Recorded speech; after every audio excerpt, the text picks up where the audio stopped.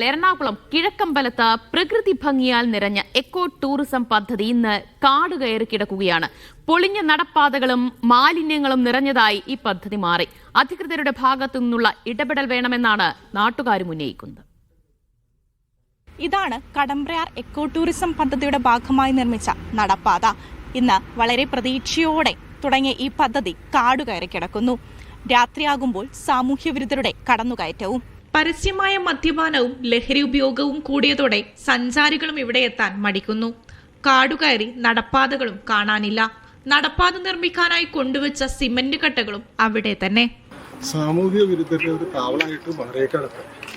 അതിൽ നിന്നൊക്കെ മാറ്റം കിട്ടാനായിട്ട് ഇതിന്റെ ബന്ധപ്പെട്ട അധികാരികൾ ഇത് ശ്രദ്ധിക്കണം.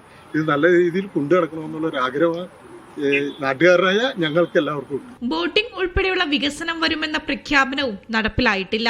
സ്ട്രീറ്റ് ലൈറ്റുകളോ ശുചിമുറിയോ പാർക്കിംഗ് ഏരിയയോ കുട്ടികൾക്കായുള്ള പാർക്കോ അവിടെയില്ല. എന്നാലും വൈകുന്നേരത്തെ ഇടവേളകളിൽ കുടുംബത്തോടൊപ്പം എത്തുന്നവർക്ക് ആശ്വാസമായിരുന്നു ആ ഭൂപ്രകൃതി. എന്നാൽ ഇന്ന് കാടുകയറി മാലിന്യങ്ങൾ നിറഞ്ഞ ലഹരിയുടെ ഉൾപ്പെടെ കേന്ദ്രമായി മാറുന്നു. അധികൃതരുടെ ഭാഗത്തു നിന്നും നടപടി ഉണ്ടാകണമെന്നാണ് നാട്ടുകാരുടെ ആവശ്യം. നേരത്തെ നല്ല ഒന്നാം തരം ടൂറിസ്റ്റ് പ്ലേസ് ആണ് ഇത്.